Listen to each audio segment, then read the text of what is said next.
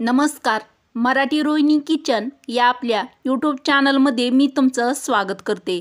तर माझ्या प्रत्येक सुगरणीचा स्वयंपाक अतिशय रुचकर होण्यासाठी उपयोगात येतील अशा उपयुक्त किचन टिप आज आपण बघणार आहोत. चला तर मग व्हिडिओला सुरुवात करूया.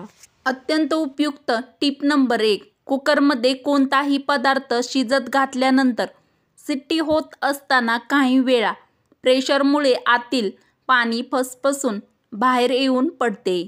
यामुळे आपला कुकर आणि किचनची फरशी खराब होऊ शकते. तर असे होऊ नये म्हणून कुकरचे झाकण लावण्या अगोदर त्या कुकरच्या रबरी रिंगला थोडेसे आतून तेल लावावे. तर तुम्ही पण कुकर वापरत असताना कुकरचे पाणी बाहेर येऊन पडू नये व आपलं काम वाढू नये यासाठी ही टीप फॉलो करा. टीप नंबर 2. किचनमधील शेगडी व बर्नर आणि बाजूची प्लेट खराब झाली असेल तर त्यावर थोडा खाण्याचा सोडा टाका व त्यानंतर अर्धलिंबू पिळा आणि तारेच्या घासणीने घासून घ्या. तर एखाद्या सुती कापडाने नंतर ते स्वच्छ पुसून घ्या. बर्नर व प्लेट नव्यासारखी चमकेल. अत्यंत खास टीप नंबर 3. अंड्याची भुर्जी मोकळी बनवण्यासाठी भुर्जी बनवून झाल्यावर त्यावर हाताने थोडेसे पाणी शिंपडा. यामुळे अंड्याची भुर्जी अगदी मोकळी मऊसर अशी होते.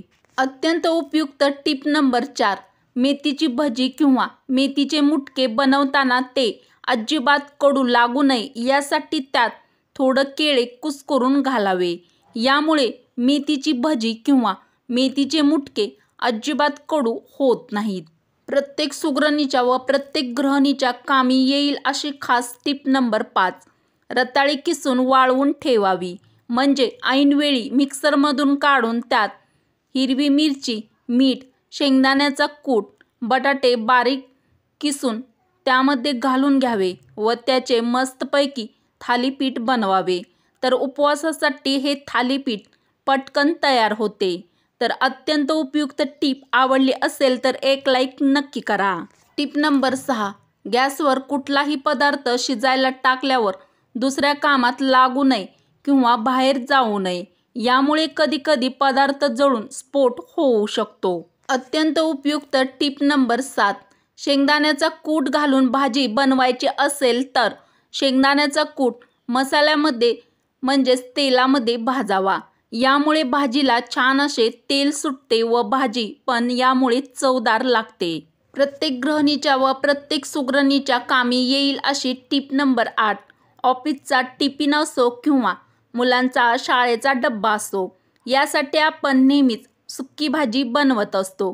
तर कोणतीही सुक्की भाजी बनवताना पसरट आणि जाड तळ असलेल्या कढईचा वापर करावा. यामुळे भाजी खाली करपत नाही आणि छान अशी शिजली पण जाते. तर डब्यासाठी तुम्ही कोणतीही सुक्की भाजी बनवत असाल तर ही टीप किंवा ट्रिक्स फॉलो करा. अत्यंत उपयुक्त टीप नंबर 9. हिरव्या भाज्या कोमेजून गेल्या असतील तर भाज्या बुडतील एवढ्या पाण्यामध्ये एक लिंबू पिळून त्यामध्ये भाज्या अर्धा तासासाठी ठेवा. यामुळे भाज्या एकदम ताज्या होतील. अत्यंत उपयुक्त व प्रत्येक महिलेसाठी अत्यंत खास टीप नंबर 10.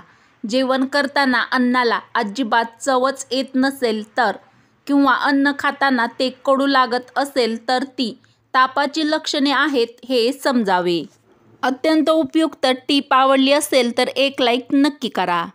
टीप नंबर 11. चहा सुगंधित करण्यासाठी चहा बनवताना त्यामध्ये संत्र्याची साल, वेलची पूड किंवा गवती चहाची पात त्यामध्ये घाला. यामुळे चहा खूपच जास्त स्वादिष्ट असा होतो. प्रत्येक सुगरणीसाठी व प्रत्येक गृहिणींसाठी खास टीप नंबर 12.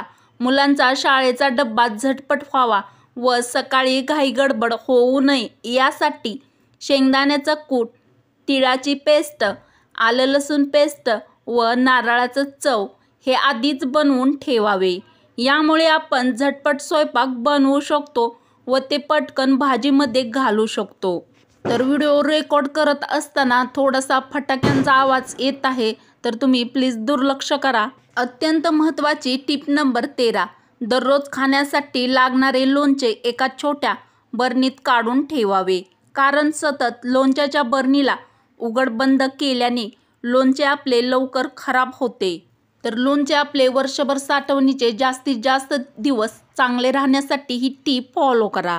टीप नंबर 14, वांगी, दुधी अथवा कोणतीही फळभाजी रोस्ट करण्यापूर्वी त्याला तेलाचा हात लावून काट्याने छेद करावे। अत्यंत महत्त्वाची व प्रत्येकाच्याच कामी येईल अशी टीप नंबर 15, दुधाचे गोड पदार्थ शिजवताना जायफळ आणि वेलची घातल्यास दूध फाटते। यासाठी तो पदार्थ थंड झाल्यावर त्यामध्ये वेलची आणि जायफळ पूड टाकावी।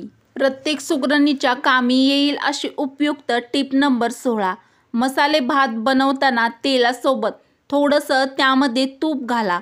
यामुळे मसाला भात मोकळा मोकळा फडफडीत असा होतो। टीप नंबर 17, नूडल्स मोकळ्या होण्यासाठी शिजवताना त्यामध्ये 1 थेंब तेल टाका आणि शिजल्यावर गरम पाण्यातून नितळून थंड पाण्याखाली धरा। प्रत्येक सुगरणीच्या कामी येईल अशी उपयुक्त टीप नंबर 19, रात्री कडधान्य अथवा डाळ भिजत घालण्यासाठी विसरला असाल तर ती लवकर भिजण्यासाठी गरम पाण्यात 1 तास भिजत ठेवा।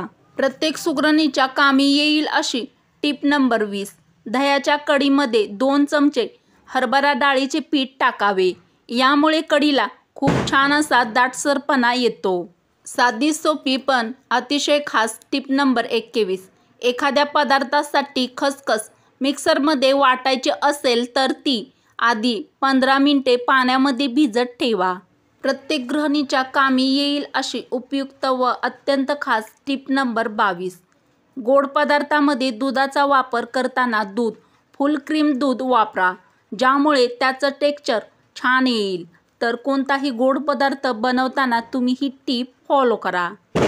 प्रत्येक सुगरणीसाठी टीप नंबर 23, स्वयंपाक करायला सुरुवात करण्यापूर्वी एका भांड्यात पाणी गरम करून ठेवा। पुलाव, खिचडी, भाज्यांची ग्रेव्ही तयार करताना गरम पाणी वापरलं तर ते शिजण्यासाठी पण वेळ हा कमी लागतो व आपला स्वयंपाक पण यामुळे खूप छान टेस्टी असा होतो। टीप नंबर 24, पीठ मळताना त्यात गरम तेलाचे मोहन टाकले तर त्यापासून बनवलेले पदार्थ खुसखुशीत होतात।